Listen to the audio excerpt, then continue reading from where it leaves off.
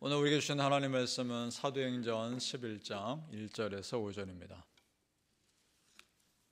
신약성경 사도행전 11장 1절에서 5절 206페이지에 있습니다. 우리 함께 같이 읽겠습니다. 시작.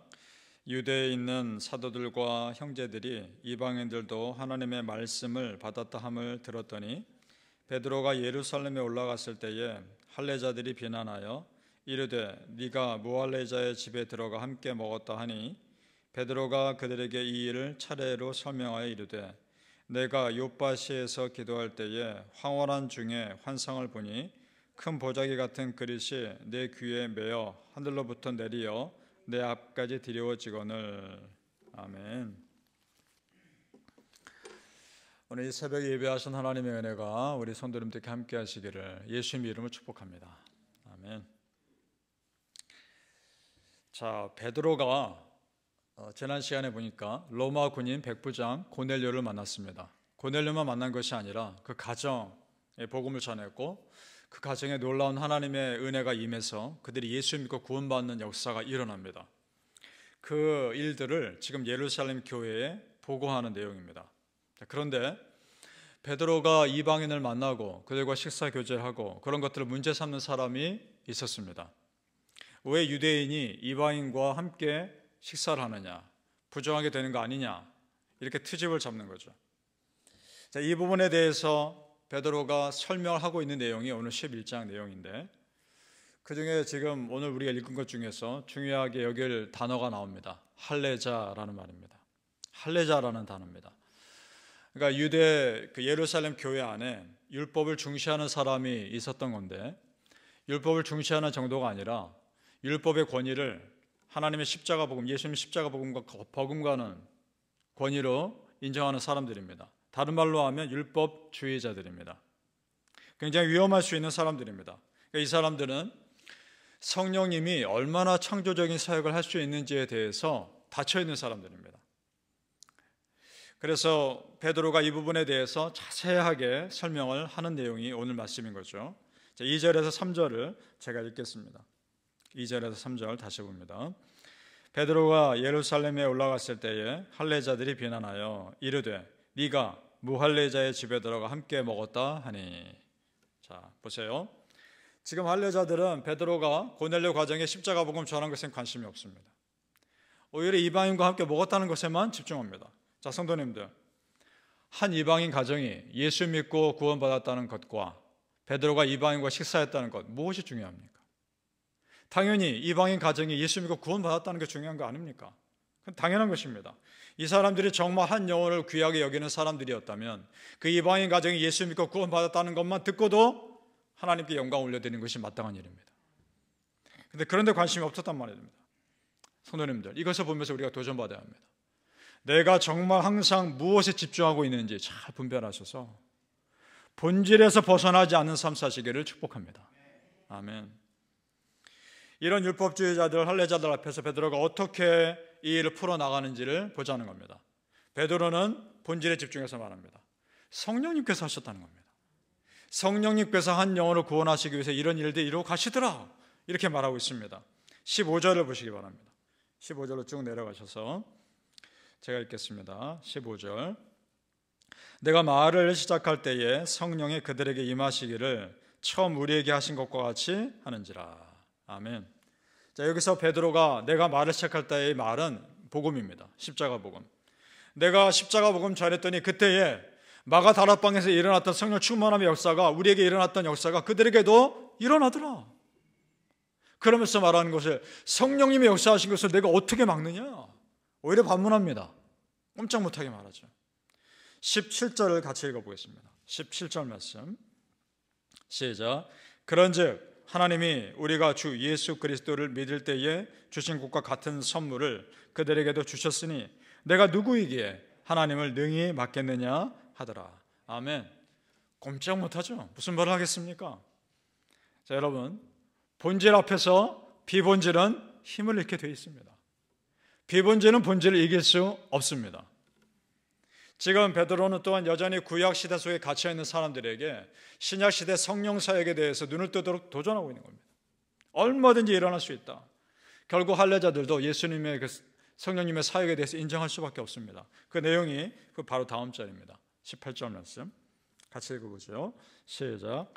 그들이 이 말을 듣고 잠잠하여 하나님께 영광을 돌려 이르되 그러면 하나님께서 이방인에게도 생명 얻는 회개를 주셨도다 하니라. 아멘. 자, 사랑하는 우리 성도님들, 세상이 막을 수 없고 세상이 거부할 수 없는 하나님의 은혜가 성도님들에게 충만하기를 예수님의 이름으로 축복합니다. 아멘. 사람들은 그런 것 같습니다. 자신들이 경험하지 않은 일에 대해서는 쉽게 인정하지 않는 경향이 있습니다.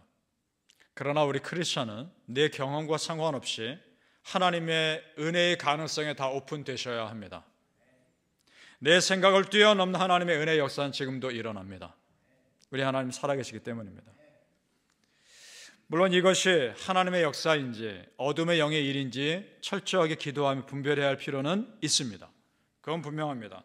자, 그런데 여기서 이제 중요한 사실을 깨닫는 거죠. 그러면 하나님의 일과 어둠의 영의 일이 어떻게 다른가? 그걸 보자는 거죠. 하나님의 역사하시면은 공통점이 있는데 평안함과 질서가 따라옵니다. 그것이 하나님의 역사입니다. 질서 있게 보이지 않는 일을 할지라도 결국은 하나님께서 질서 있게 받고 가십니다. 처음에 예루살렘 교회에 과부들에게 구제하는 일로 어려움이 있었지 않습니까? 그때 갈등이 있었지만 그 일로 인해서 하나님의 일꾼들이 세워지고 결국은 서로 하나님께서 평화롭게 조정해 가시는 걸 보지 않습니까? 그것이 하나님의 일입니다. 베드로가 고넬료를 만나러 가는 과정에서도 자연스럽게 하나님의 일이 이루어집니다. 하나님의 일은 자연스러움입니다. 물 흐르듯이 톱니바퀴 맞물려 가듯이. 그러나 어둠의 영의 일은 반대입니다. 잘 되는 것 같지만 결국은 분열입니다. 대제사장과 바리새인과 서기관들이 예수님의 십자가 못 박기 위해서 힘을 합칩니다. 그러나 결국은 그들 안에 있는 조교관들이 조금씩 달라서 결국은 엇갈립니다. 그러니까 성도님들, 하나님의 일은 갈등이 있어 보여도 평안과 질서로 끝납니다. 그러나 세상의 일은, 어둠의 영의 일은 처음에 잘 되는 것 같아도 결국은 분열로 끝나게 되어 있습니다. 따라서 성도님들, 성령님께서 여러분의 삶에 충만하셔서 여러분 안에 평안함과 질서가 가득하시기를 예수님 이름으로 축복합니다. 아멘. 그것이 하나님의 일입니다. 자, 이 일이 있은 후에 본격적인 이방인 사역이 시작됩니다.